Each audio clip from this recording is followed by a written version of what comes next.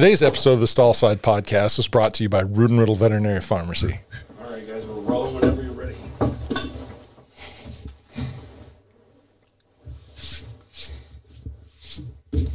You're very domestic today, aren't you? Clean up. Yeah. All righty. It's just, there was something there. I wasn't sure what it was. Yeah. Yeah. I don't want to wonder through the whole hour. Yeah. Yeah. Find out now. Just get it out of the way. So, Bart, how you doing today? I'm good. It's a great day. How about you? I'm good, thanks. Yeah, actually, I was going through some files last night, and I pulled up your file,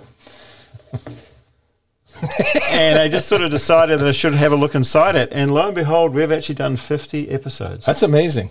Yeah. I was surprised to hear that. Yeah, that's it. Nobody would have thunk it when we started off. No. So we must be doing something right because we got to 50. So because I need to be woken up every time you're talking, I thought we'd actually go over sort of what we've done. So we did have a first year review, which was actually sort of earlier on for anybody that wants to look back. We talk about our first year, but I'd like to really talk about, say, the second year, even though it's our 50th show. So we sort of started it off, we talked about a lot with Dr. Larry Bramlich. Now, as you know, leading light in equine surgery, pioneered a whole lot of techniques, but he's done a lot of other stuff as well. He has done a lot of stuff. It was neat for me to hear, his background and what made him interested and brought him into equine medicine. I thought that was real interesting. Yeah, it was. Like Kansas boy, comes from like a farm background, and he's really like blazed a trail on a lot of things to do with equine surgery. And he's also been very instrumental in a lot of the research that's gone on. He's one of the founding members of the Grayson Jockey Club Research Foundation, which has actually really been a leading light in equine research and driving the science to make things better for horses. Yep, and I learned a lot too, that it wasn't always, he had to struggle to get where he's at, and he definitely earned his way up to being who he is. Yep, that's exactly right. Things didn't come easy. Along through your life, you run into these things where you go one road when you could have chosen another. And I've been really fortunate in the years that I was growing up that there have been influential people that met me at certain points in my career and guided me down one path or the other that turned out for me to end up here. And I'm really thankful for them. I guess it's, when Yogi Berra said, when you come to a fork in the road, take it.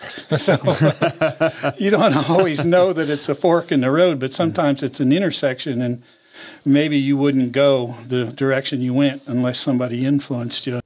Then moving on, we actually talked about strangles with Dr. Ashley Boyle from the University of Pennsylvania. That's right. Yeah, that was a good episode. It was interesting to see her input from that and just get a top to bottom review of the disease. Yeah, it's been around for a long time, and there's a reason why we haven't fixed it yet, is because, nature at work. I mean, this disease wants to survive and it wants to get around, and it's got some really good ways of doing that. Yeah. And I think in a lot of situations, it's costly to try to deal with this issue, but unless you actually go after it, it's just going to keep there, and it's just going to keep coming back. Right. It's an ugly disease, and people hate hearing the word. Yeah. It's something you fear, and because it is such a nuisance. It is really too, but I mean, the thing that really was hammered home with this is if we're ever going to control this in a herd outbreak situation, we must detect the asymptomatic carrier, right? Because that is the horse that persists within the herd. That's right, and that was the big thing, is finding that horse, because it's not necessarily the one that's dripping pus that you notice. That's the problem. Yeah. And people forever thought it was endemic on farms. No, it was just in that one mare that's got a chondroid and keeps infecting everybody year after year. That's exactly right. Like little old Nellie, she's got a kind face, and the kids all like to ride her. She's never sick. She's never sick, but that's your typhoid Mary. There you go. Yeah, interesting point that you talked about metastatic strangles. What sort of animal would be likely to fall prey to that? Because usually we think of strangles as just in the upper respiratory tract and some draining lymph nodes. Which cases have you seen where it's spread throughout the animal and caused issues in other places? Well, I think it can happen potentially happen in any horse, but it might be the horse that is more immunocompromised in some respect. There was a theory at one point that horses that were treated with antibiotics too early, that maybe that would actually make them predisposed to faster strangles, but there's actually been no evidence to actually prove that. So I don't think that that's the case. There really is no scientific evidence out there that says that is a cause. So moving along, we talked to Dr. Laurie Metcalf on staff here, and I'd probably say there wouldn't be too many people in the country that have seen as many foals, newborn, in a primary care situation. No, she's fabulous. She's so gentle with them, and she does a really good job. She thinks a lot about the foal, and she does a lot of good. She trains a lot of our people here, and very broad knowledge base. Yeah, it's good. She's got some great insights, born by the experience, and she's really good for us to work with her because, she asks good questions, she sends good referrals, and when we send things back to the farm under her care, we just don't have to worry because we know that we've sort of got to the place where we're both thinking the same, and it's so much easier for us to do what we do with that continuity of care on the farm. Yeah, she's very insightful, does a incredible exam, does a good job with her stethoscope and her hands, and just understands foals. Yeah, and I think people don't really realize just how important what you just said is. Hands and stethoscope, and the diagnosis is between the ears, right? That's right. Where you make it, and it's good to have somebody out in the field with that much experience that's actually helping us along in here. Yep. And it's a real hard call as a veterinarian, especially for me on the farm, to decide which one of these need to be referred to the clinic for surgical repair and things like that. So, I try to make an informed decision and try to, involve my clients in that decision on what to do. But it's hard on these sometimes. But the most important thing is to recognize them. And some of these will get missed that are super subtle, and all those foals, the majority of those go fine. But I just am more comfortable knowing that they're there so we can work accordingly. So we were lucky enough to talk to Dr. John Madigan from the University of California, Davis. One of the giants in veterinary medicine, not just what he's accomplished, but his personality. A lot of fun to be around. Absolutely. The guy's a force of nature, and he's done so many things. Like, he's known for his neonatal work. But I think what people don't appreciate is how much he has actually done for rescue of horses as well, and especially with the fires that have been in California. So we were lucky enough to actually get him on to talk about what's become known as the Madigan squeeze. Now, when I first heard about this, I thought, what are you going to do with that piece of rope? Like, I've been threatened with a piece of rope enough times that I get a little bit worried about it. But just great insight into what's going on with the neonate, and just really delved into the science of what's going on, and how if this foal doesn't get the right delivery, if the environment isn't right and it doesn't transition to life outside the uterus properly, there's hormones that are right out of whack. And something as simple as squeezing this foal, and again, it's pretty delicate, but actually just applying some pressure to this foal in the right places with a good old piece of rope, you can just transform these foals. And again, I'll say, I was a little bit skeptical when I first heard it. I was worse than skeptic. I made fun of people that did it, and I was reformed when Dr. Madigan came on the show. I have to admit, because he put some perspective on it, and I've seen some people use it and try it, and it works. And you got to pick your cases, and you've got to be very deliberate in how you do things. Absolutely. But for those foals where it makes a difference, it's transformational. You go from a foal that's nothing to a foal that's something very quickly, and it goes along and has its life. So, points to him for actually getting out there and working that out. No, and I think what you said was is key. That you have to pick your cases right, because it's not for everybody. It's not it's not a cure all, but it does have some specific places. Oh, absolutely. That, like you said, it's transformative. Yeah, and just because he's such a multi-talented guy, he talked to us in a subsequent episode about the fire rescue, and the pictures he had were just heart-wrenching. And the situations that these horses are put in, and therefore the people are put in when these horses are actually faced with these fires. And I mean, we do our best to get out of those situations, but there's often a horse attached to these people, and what do? And it was really eye-opening to see just how these people put themselves at risk to save these horses. Yep.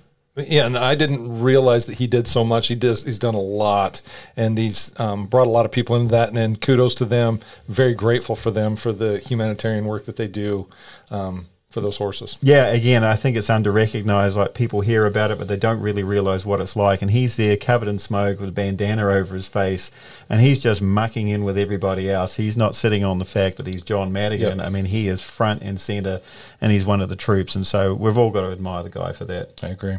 So just to show you what the practitioner may get, this is a stallion trying to breed this mare, their patient, and then tie him to a tree. We call that cowboy up veterinary medicine. Yeah, I mean, you're really stuck for facilities there. I mean, everything's just burned around and you haven't really got much to work with.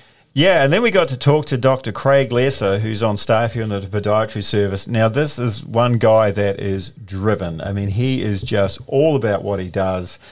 He's a large personality, and he's just does great things, and he's going to do more great things in the future. He works all day, works really hard, and then he goes home and he keeps on working. We have a lot of guys like that, but he's certainly one of them. And we talked about the larvae in the feet, and that was one of the things when they first started doing it. I go, you got to be kidding me. Yeah, is this for real?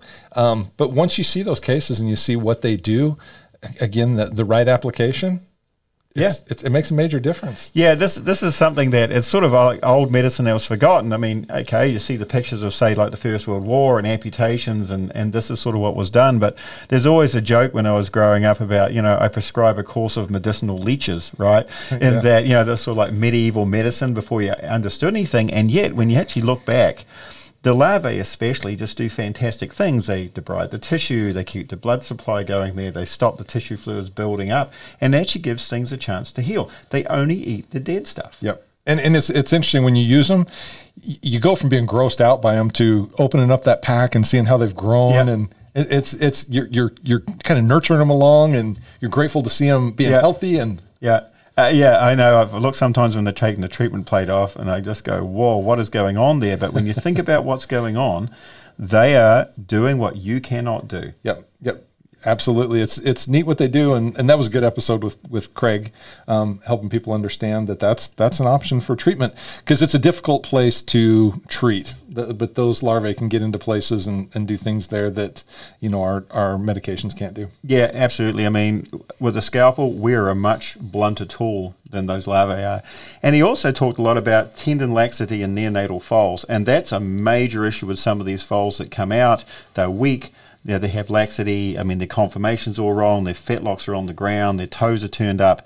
And you can very rapidly end up with no foal in that situation. Absolutely. We've seen that happen where they, even your best care, because you can't bandage them, makes their tendons worse. Makes them worse. And then they're on the ground, and it's just a battle of time to get them to come up before they wear through those tendons, through the skin and into the tendons.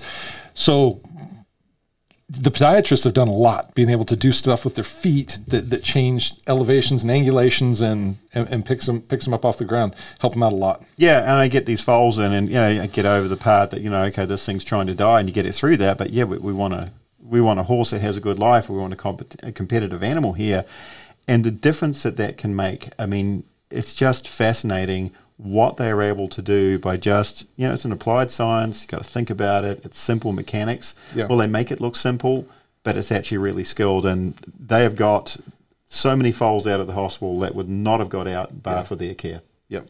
So if we have a bad laminitis case that comes in that's uncontrolled with mechanics, we might be doing tenotomies to help align the bony column and hopefully reperfuse the foot and get that horse back to a comfortable state. It's one of the coolest parts about my job is I only plan about an hour out, because I have so many add-ons throughout the day, which can be frustrating, but I don't know what I'm going to see next. And it can be a whole wide variety of things. It's pretty exciting. We had a couple of our reproduction experts on the show as well. We had Dr. Etta Braderkamp and Dr. Pete Sheeran on to talk about the problem mare and their approaches, and probably what's more important than anything is when you actually start on these mares, because you've done enough reproduction work to be faced with a mare like in February. Hey doc, she didn't get pregnant last year. She's dripping pus.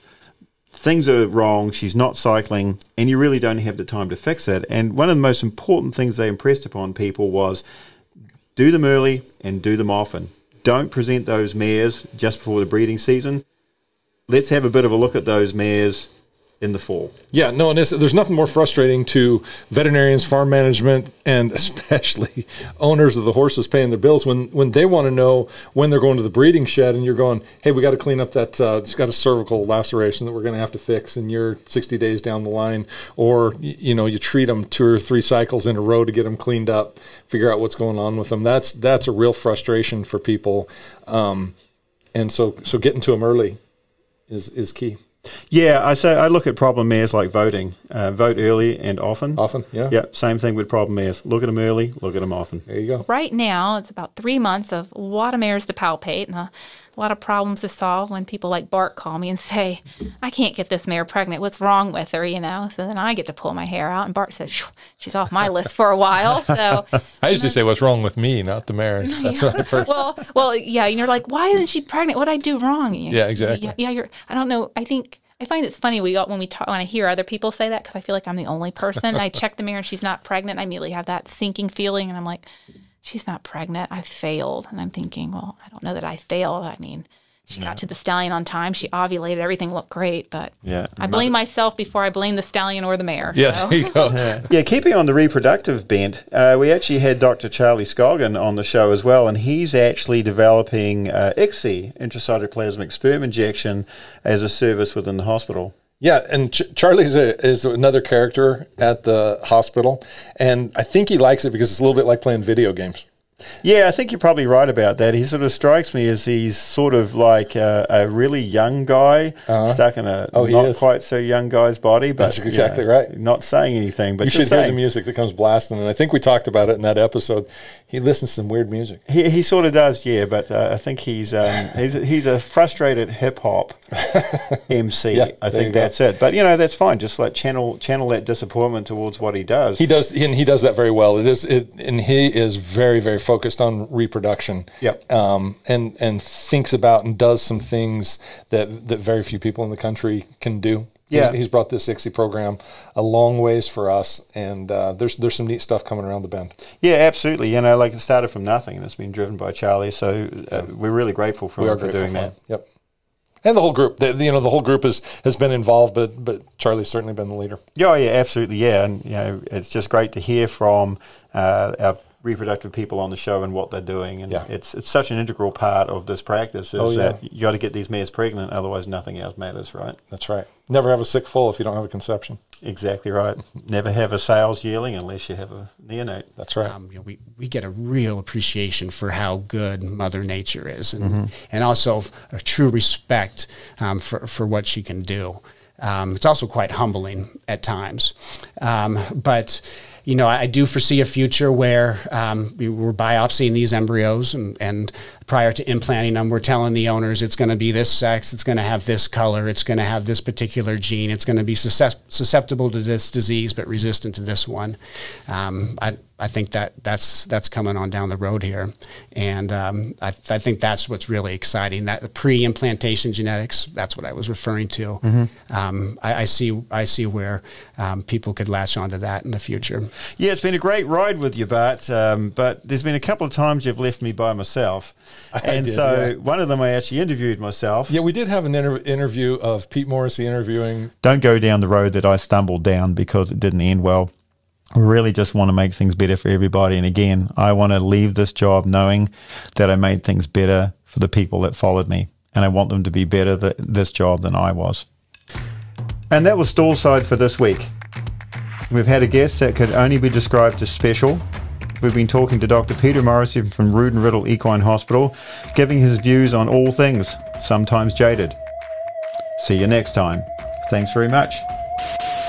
That was the weirdest show that we've had, but it was interesting. It was kind of cool. Well, it was weird the way it was put together, and the subject matter and the host. I mean, it wasn't exactly sort of straightforward either. I had some tough questions. You got some softball questions. I did, yeah. I actually sort of basically had both sides of that one sorted out. But we also had another episode that you missed, which is a shame, because we talked to Dr. Diane McFarlane down at the University of Florida. Yep. Talked a lot about her work with pituitary dysfunction in horses. Pituitary pars intermedia dysfunction, PPID, known as Cushing's.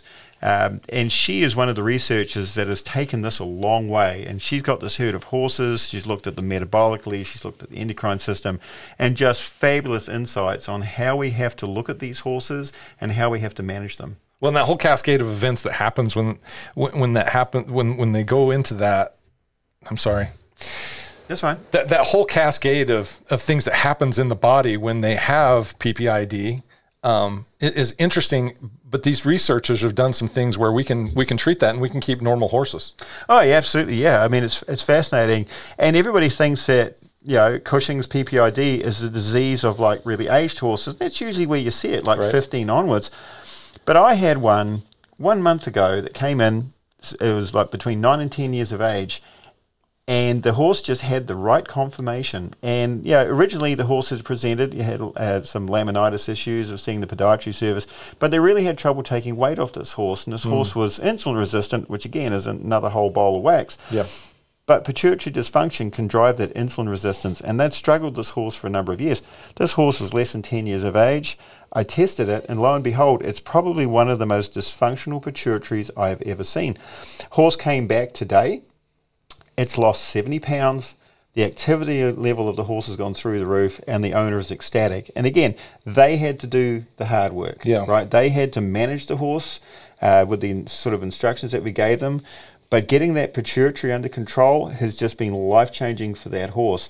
And they can be really difficult to diagnose. And so for anybody out there that's got a horse that's wondering, yeah, I mean, when you look at this horse, you can get a pretty good idea about what's going on. And sometimes it's really difficult to confirm. But I just impress upon them, don't let age be a barrier to investigating this in the horse if the clinical picture matters, because that's a real eye-opener to get a horse of that age. Yeah, and that is interesting. I've never seen one, never even heard of one that young. So that's interesting. But I think that is the take-home message, is that it takes some work. Yep. But you can manage these horses, and you can make a difference in their lives. You can have a relatively normal horse. Yeah, and horses live for a long time, right? And so they're going to live for a whole lot longer and a whole lot healthier. There's lifespan and there's health span, right? So that horse's health span is going to be so much greater if this condition is addressed. And as you say, it's readily treatable. And it's just down to people like Dr. McFarlane that have just built their careers and just had inquiring minds and just worked this out for the betterment of all. Yep, she's done some great work. The only place where I would say that should be being used is if there is an absolute reason you cannot use an oral drug, because that's an injectable. Mm-hmm. So because of the fact that we have an approved, FDA approved drug that's given orally, we should be using that when we are using an oral drug. But if there is a reason in a particular horse that you can't use oral drugs, then compounded cabergoline would be an option. And moving on from the pituitary issue, you mentioned about horses getting older. Complementary therapies are such a big thing and just getting bigger. And we had Dr. Heath Sonia on the show. A lot of his practice is involved in chiropractic and acupuncture. And the people want this care for themselves, so they want it for their horses. And he's out there providing it.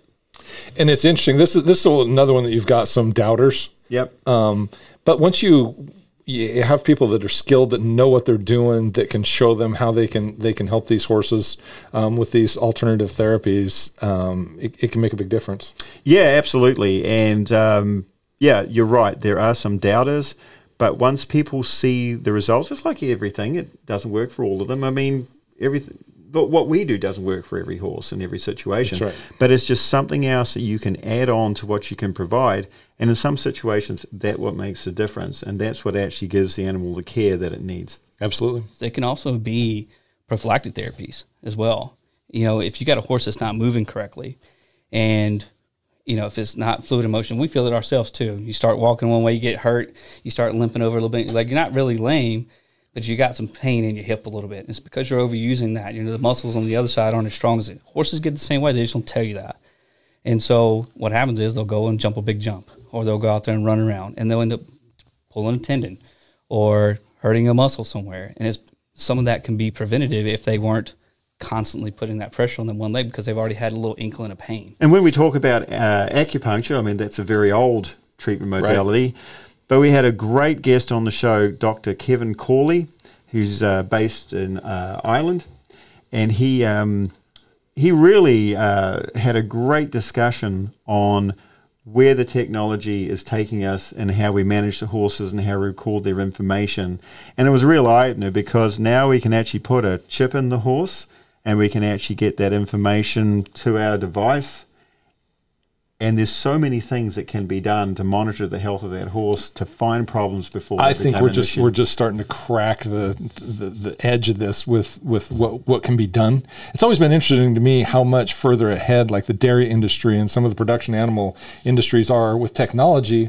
And there's nothing that's more valuable than the thoroughbred horse, yep. or you know, a lot of our different horses for that matter, and we just haven't invested in them with the technology to be able to raise them with the other means that we've got. And so it's nice to see somebody starting to crack the surface of that a little bit. Yeah, and what's bringing that sort of into sharp relief is, you know, we've had previous guests on the show talking about the difficulties of getting people into the equine industry, and while we all know there's fantastic opportunities, there's just sort of a situation where I don't think people realize those opportunities exist. And so this technology can be leveraged to actually provide the best of care to these animals with the people that we have, and everybody does better for it. And you're right. I absolutely believe we are only scratching the surface. I mean, the ability to harvest this information is not only going to be important to the animal that's being monitored, but pooling that information, we're going to learn things which we can apply to other populations and just do things better. Well, and that's just it. There's so much information, so much technology out there.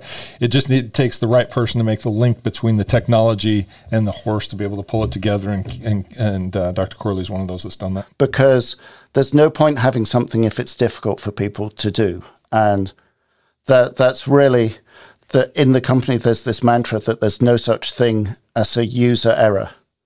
It's just we haven't created it well enough so that the user can do it without thinking. And in the technology vein, we had Dr. Katie Garrett, who we've had on the show before, a boarded surgeon who's in charge of our imaging here at Lexington, and Dr. Jose Brass, who is our surgeon in our Wellington practice, talk about PET scanning.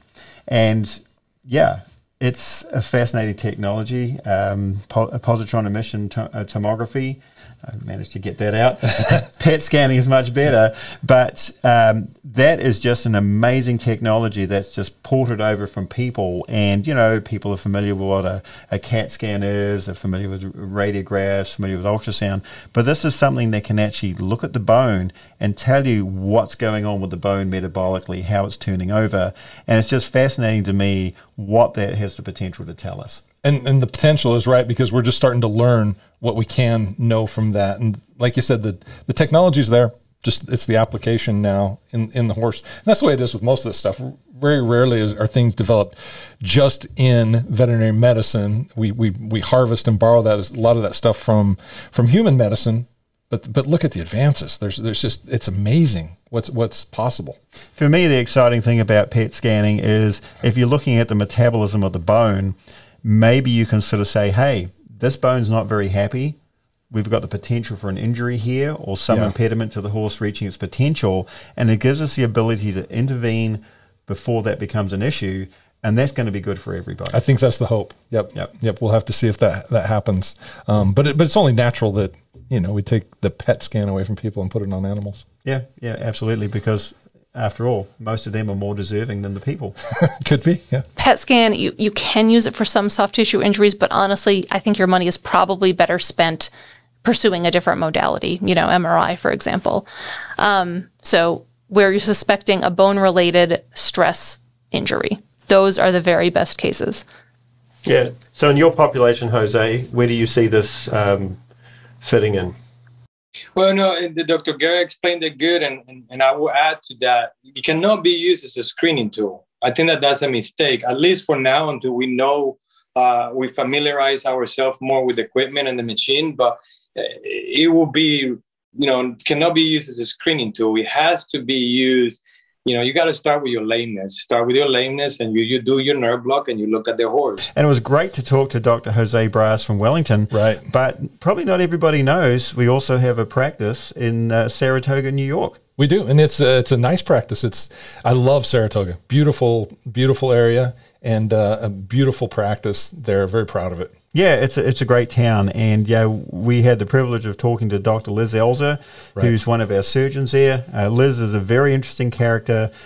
She was an intern here. She did a residency, and then she's moved on, and she's doing great things for us in Saratoga. But very interesting character. Her background. I mean, she was an economist. It just completely blew my mind to know. And she's a farrier. She's just such a talented, well-rounded, diverse person, and you just think, how good is it to have somebody with such a broad mindset doing something as specialized as equine surgery? We started, early on doing episodes with the recognized stars, Larry Bramlage and Tom Riddle, Bill Rood, Scott Pierce, those type of people.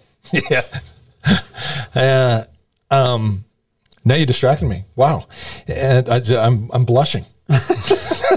No, we started with the superstars, and it's good to come back and look at the rising stars, because we do have a lot of them, young rising stars in this practice, and Dr. Elzer is certainly one of them. I've been sort of plugging our clinicians all along, but I'd also like to put in a plug for our technicians. We have a really amazing technical staff there that we value a lot. And they do amazing work. I mean, I confess, I'm embarrassed to say I don't know exactly how many there are, but quite a few, probably in the order of 30 people once you put everyone, 30 or so people once you put everyone together. They do great work and take a lot of pride in taking care of the horses at the clinic. Coming back to the repro theme, we had a great discussion with Dr. Ryan Ferris. He spent a lot of time at Colorado State University, did some fantastic research there on biofilm in the uterus. He's now in practice in Oregon and doing really well. But, I mean, biofilm's one of those buzzwords, but not everybody understands. But probably the take-home point is bacteria are a whole lot smarter than we give them credit for. Yeah. And when they get together and work together, they can be actually really tough to deal with. And what they do is they form this biofilm. Yeah, and I like Dr. Ferris. He's very level-headed, down to earth, and he understands the limitations of the research and what we need to do. I thought it was a great episode because just his practical approach to everything. Yeah, that's right. I talked to Ryan about a lot of stuff. He asked me questions, I asked him questions, and you can always rely on practical sort of something you can apply to that horse in that situation. And the biofilm is fascinating. The research first started, it actually came from dental work. Michelle LeBlanc, who used to be here, she set up a special seminar with a biofilm researcher from the University of Florida who actually looked at human teeth. And then he's showing up these pictures of this biofilm. Then you start to think, these bacteria aren't just like sitting there minding their own business. They're actually conspiring against us. And this biofilm is community of bacteria. Sometimes it's mixed, and they produce these slime layers, and they have this three-dimensional structure where they actually all look after each other. And they can survive the antibacterials which we throw at them. They can survive a lot of the agents we put in the uterus to actually remove them. And we have to actually look at this biofilm and get to the point sometimes where we assay it in our laboratory here at Rood and Riddle and work out which particular agent is going to break that biofilm down, because not everything works for all of them. Right. So, I get a little bit worried when microscopic organisms can be this organized. Well, and it explained a lot of things, because we've all had those mares that you cultured repeatedly dirty, and you were treating them with appropriate therapies, and it didn't go away. Or you had a mare that clinically you knew she was dirty, but you couldn't culture it. You couldn't figure it out what it was. You go, what is going on? And the biofilm explains that. Yeah. And the take-home message really there is, if bacteria can work together, why can't we? Yeah. Are you going to answer that? No, because there is no answer, because bacteria are obviously smarter than we are. It's really been fun seeing other groups latch onto this. I know there's starting to be some research in equine wounds and the role of biofilms and whatnot, and really hoping that we just keep understanding this concept a little bit more, and what it is and what it's not, right? I mean, if I was to put a list of differentials, if somebody goes, I have a problem mare to send to you, biofilm wouldn't be number one on my list of problems, right? It may be a role, but boy, it's probably going to be down more 4, 5, or 6 or less on the list. There's going to be a lot of other problems higher up to start with that I'm going to want to rule out first before I jump on This Mare Has a Biofilm. Yeah, so our final episode in the roundup is Dr. Brad Tanner, who is on staff here at Rood and Riddle, one of the shareholders. And he is one of the few board-certified equine dentists in the country. And he came back to talk to us. He'd done a previous episode with just sort of basic dental care and just talked about the most amazing things, restorative dentistry in the horse, fillings, bridges, just amazing stuff. Yeah, the stuff that he is doing, only a handful of the people in the country can do that. But they are breaking through and saying, here's what's possible. And here's some problems in the horse's mouth we really didn't recognize or know they existed. And it's not just, filing off sharp points and stuff. There's a whole lot more to dentistry than that. Yeah, and as horses are living longer, right, their teeth continuously rut through their life. And you get to the point where, okay, maybe this horse is running out of teeth, so we need to preserve the ones that they have. And once upon a time, horse had a bad tooth. You'd wait till it essentially was ready to fall out. Then somebody would come and pull it out. But now you're getting to the point, hey, let's be a little bit more proactive here. We have a defect in this tooth. Perhaps we can save that tooth. Perhaps we can repair the deficit that's there, fill the carry, use the technical word. We can actually do something to keep that tooth in that horse's head. And it's going to need it for so much longer in its life. Because once upon a time, if you saw a horse in its mid to late teens, that was an old horse. And now we're regularly expecting them to live to their mid to late 20s. And sometimes you'll see a horse in the 30s and they're doing fine. And part of that is they got a good mouth of teeth. Yep, very helpful. It's because they need that, because like Brad talks about how many hours a day that they spend chewing with these massive jaws, and there's such powerful muscles, and they're just grinding on those teeth. It's an amazing part of the digestive tract. Yeah, absolutely. And you get these horses that come in that have, I'm worried my horse has weight loss or is not performing. And you just got to look in the mouth, because sometimes that's where the problem is. People want this big diagnosis. There's a malabsorption or there's some other disease. You crack the horse's mouth open, all of a sudden you got a bad tooth. And sometimes it seems like a simple thing, but it's not. I mean, there's just, as you pointed out, it's part of complete care of the horse is to make sure that its teeth are functional. And he's one of the people that can actually make something out of what really could be nothing very quickly. Yeah. I would say in this country, we are leading the way. We're really pushing forward, being as innovative as we can possibly be, just like we are in a lot of other fields in this practice. But as you look overseas and abroad, there's a good bit of information that's coming out of Germany, Austria, specifically endodontics in England. There's a couple of practices in England that are really publishing great information that we collaborate together, we speak together, we speak at the same national meetings together, and just a ton of valuable information coming out of England right now that's helping us do a better job to help a lot of horses save a lot of teeth. So, Bart, that was a run through our first 50 episodes, concentrating on the last year. 50th anniversary. Congratulations. Yeah, that's right. Shouldn't we have a cake or something? Yeah. Did anybody bring us a cake? Nobody brought us a cake. We should work on that. That's probably one of the goals. I think we need a few more amenities going forward. More food. Cake. More food. Yeah, that's true too. Yeah, more cake. But there should be gold as well. Isn't your 50th anniversary is gold? Is it really? Yeah. I'm not there yet. Well, I've got that to look forward to. Yeah, but we were there 50th, Bart. I mean, I'm really upset that you didn't acknowledge. Get you gold? Yeah, get me some gold, man. I'm sort of. What would you like, a tooth? Yeah, a gold tooth. Yeah, maybe Brad can do that for me. There you go. That would be good. Dr. Tanner put a gold crown on for you. Yeah, we're degenerating quickly. And that was StallSide for this week, where Bart and I, rightly or wrongly, went through the last 50 episodes and walked down memory lane. Thanks for joining us for that. See you next time.